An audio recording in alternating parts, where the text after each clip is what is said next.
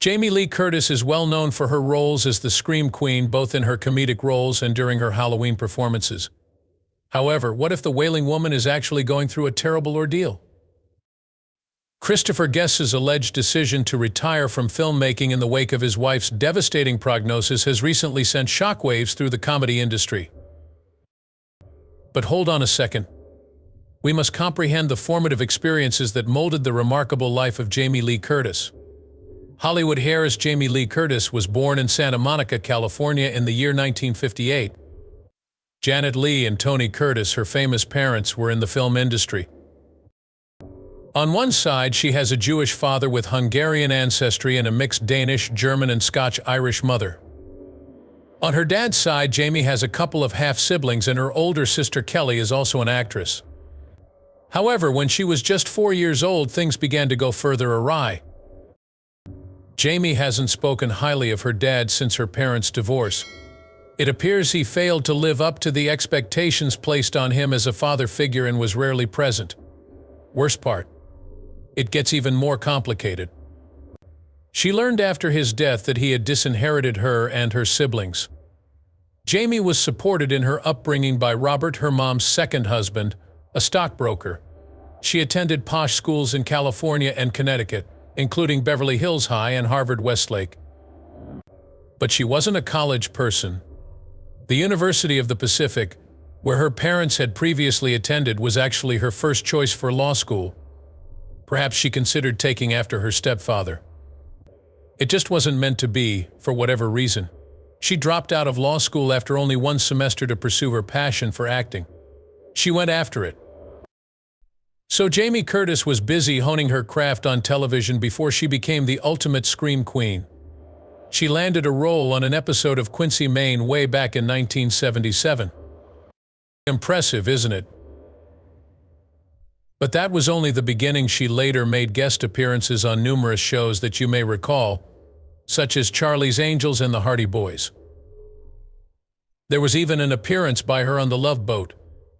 What would Jamie look like in a corny cruise ship romance? But this is what catapulted her to stardom. Her first film role was in Halloween, John Carpenter's iconic horror flick. A whole new ballgame was started by this film. Despite its terrifying subject matter, the picture was the most financially successful indie release of its time. Fascinatingly, the producer handpicked Jamie's mother, Janet Leigh, for the part because of her legendary status as a horror film star from her appearance in Psycho. What a neat link, isn't it? Plus, Jamie and the notorious Michael Myers had more than one terrifying encounter on Halloween. In the end, she appeared in 7 sequels as Laurie Strode. Even if a film doesn't receive good reviews, it doesn't imply people won't enjoy it. Throughout Jamie's early career, this kept popping up. Once again, she collaborated with John Carpenter on the horror film The Fog. Audiences adored it. Despite mixed reviews, and Jamie was further cemented as time went on, the film managed to attract a small but devoted fan base, which is quite remarkable. The following night was Prom. Consider a low-budget Canadian slasher that shares many aesthetic cues with the Halloween franchise. Not only that, Jamie's performance was even nominated for an award, but critics just weren't impressed. Later that year, Terror Train was the same way. Yet another terrifying film. Here we go again with negative feedback. Truthfully, it's impossible for every film to succeed, isn't it? Now we get to the intriguing part. The box office for each of these films was respectable despite the negative reviews they received. The only thing that seemed to satisfy the crowd was watching Jamie yell her heart out. Even more remarkably, critic Roger Ebert drew parallels between Jamie and such horror icons as Boris Karloff and Christopher Lee. According to him, she was the ultimate Scream Queen from the 1980s. This is rather an admirable title, isn't it? Especially in light of the nature of her employer.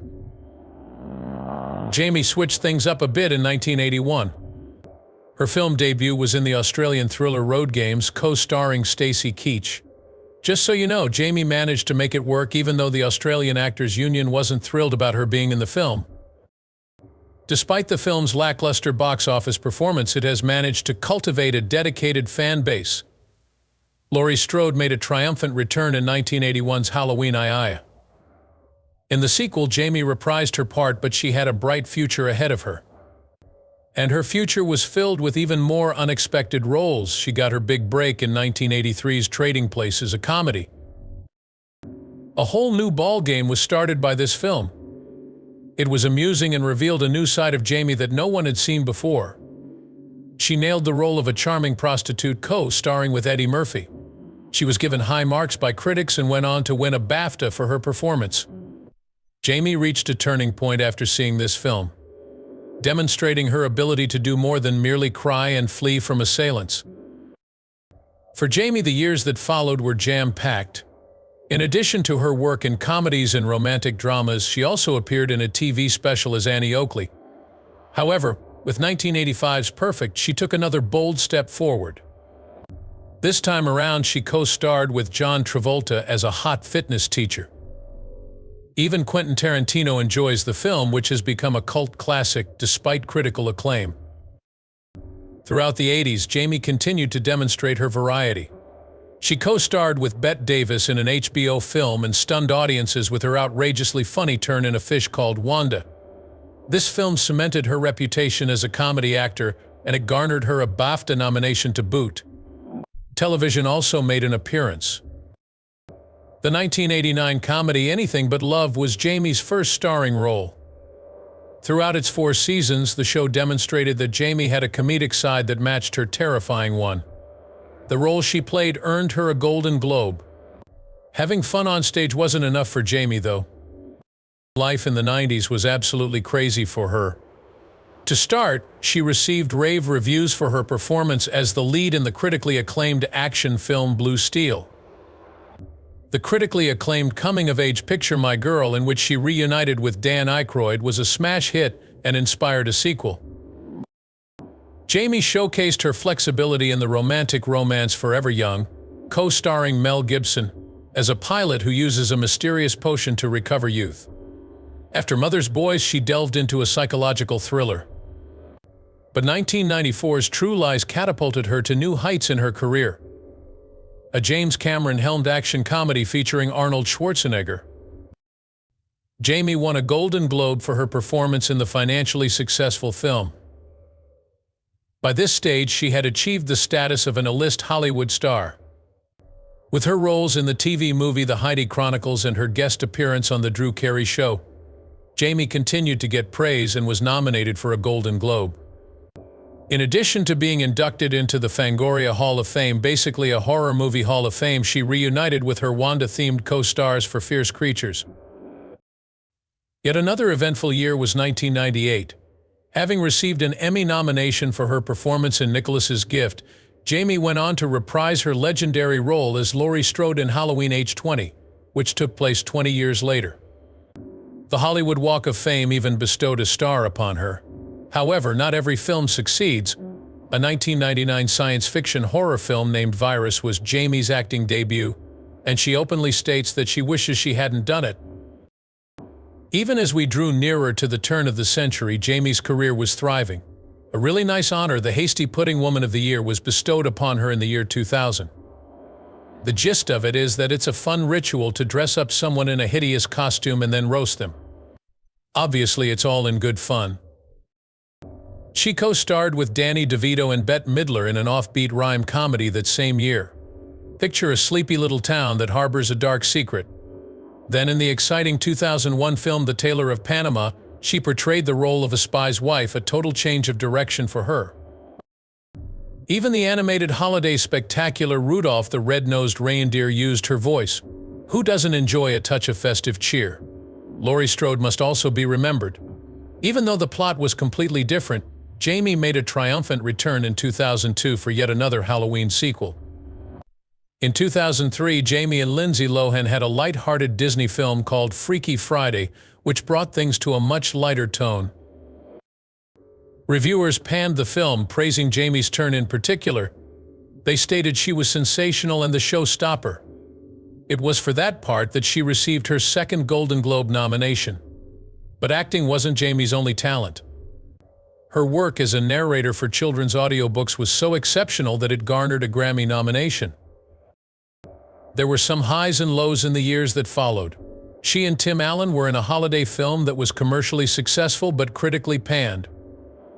Arnold Schwarzenegger, an old co-star of hers, made a cameo appearance, and she even hosted a holiday special.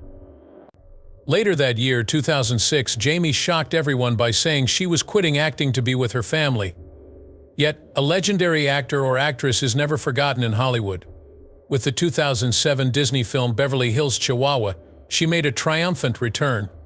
Envision Jamie, sassy dogs, and the Beverly Hills lifestyles. What a winning combination. In the years that followed, she did voice acting in addition to film. After lending her voice to a few animated features such as the timeless The Little Engine That Could, she appeared in a comedy alongside Kristen Bell and Sigourney Weaver in 2010. Mark Harmon, who she co-starred with on Freaky Friday, even had her back on his popular program in 2012. Although viewers were happy to see them reunited, her role was unfortunately only there for a short time. Speaking of guest spots, Jamie was a regular on the American comedy series New Girl from 2012 till 2018.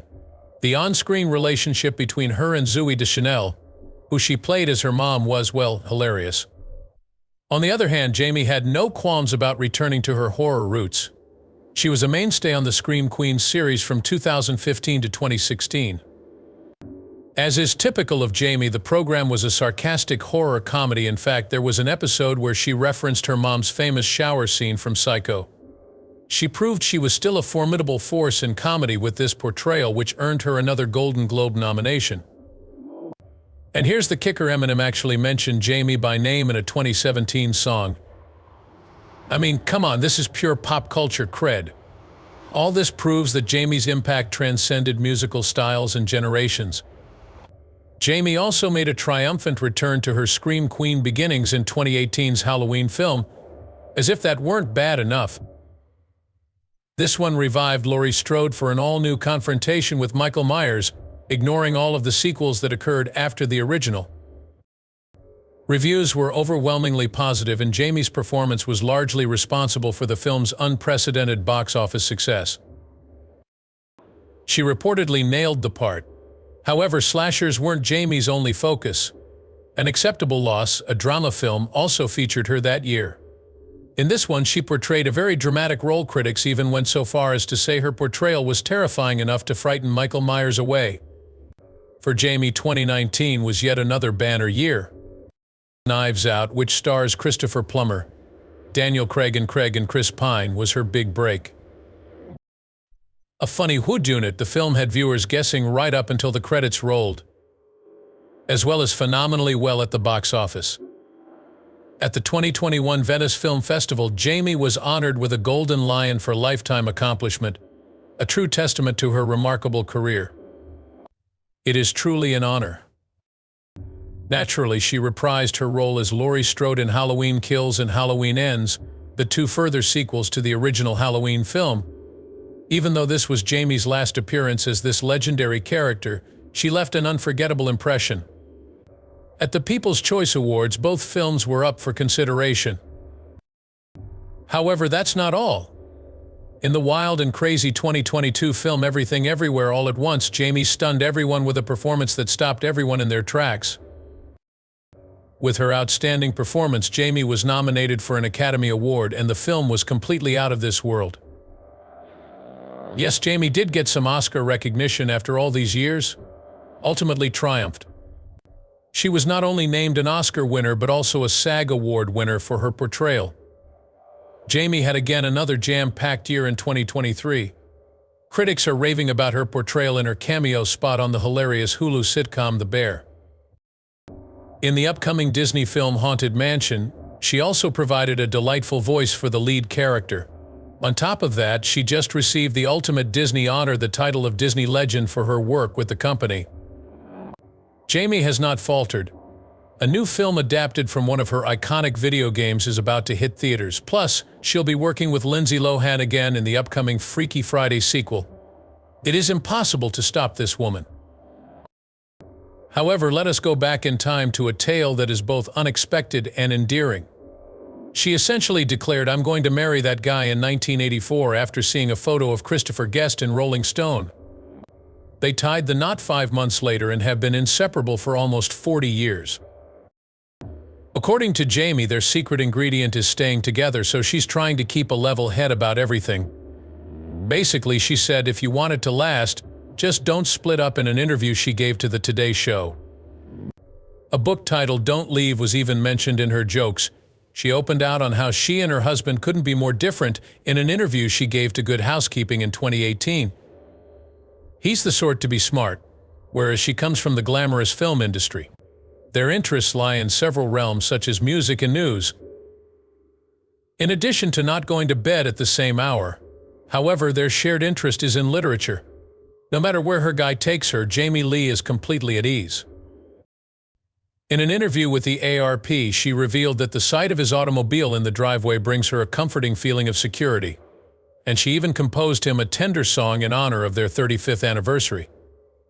There have been difficult times in their marriage, and she has been honest about it. They make things work, she has assured everyone, even though it isn't always easy. Plus, she can't stop gushing about Chris, saying what a fantastic listener and nice guy he is. Jamie Lee's Oscar victory, in which she gushed over her stunning husband, is only one of many memorable occasions shared by the couple.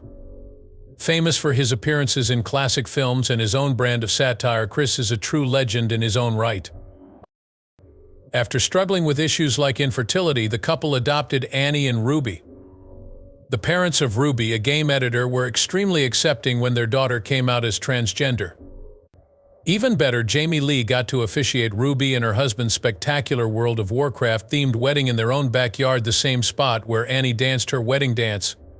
It's as if their backyards are brimming with joy and fond memories, but that's not all there is to their narrative. In the midst of a health issue that put her resilience to the test, Jamie's life took a dramatic shift. Something terrifying occurred while she was in her late 30s or early 40s. A lump in her breast was discovered by the doctor during a normal checkup. Anyone who has ever been told that breast cancer is a possibility has had the sick feeling. For Jamie, it was a moment of truth throughout. It all hit her hard, waiting for test results and anxiety of the unknown. During this challenging period, she even mentioned feeling lonely. The good news is that it turned out to be positive. None of that was harmful. Even though Jamie's health scare had a joyful conclusion, it nonetheless affected her deeply. It drove home to her how fortunate she felt to have access to such excellent medical care. Jamie was well aware that not everyone is so fortunate. For her, this event may have brought back some memories as well. Tony Curtis, her father, also battled cancer in the 1990s. She probably gained strength and courage, but also the terror to fight a comparable conflict after witnessing him fight it. The emotional ups and downs she must have experienced are beyond our comprehension. In the end, Jamie's outlook on health was profoundly altered by the challenge itself. She went on to become a strong voice in the fight for breast cancer education and screenings. She hoped to utilize her fame to bring attention to the issue and save other ladies the pain she had endured. According to Jamie, every woman in the world has had some kind of interaction with breast cancer. She wanted other women to have the information and tools she had, since she knew how vital it was to discover it early. For Jamie, this wasn't a transitory fad either. The cause gained a true advocate in her. Using her platform as a public speaker, activist, and celebrity, she brought attention to the issue of breast cancer. Work like this is paramount to me. Apart from being an excellent mother to my children, then utilizing my fame to garner greater attention for a particular cause like this, she stated.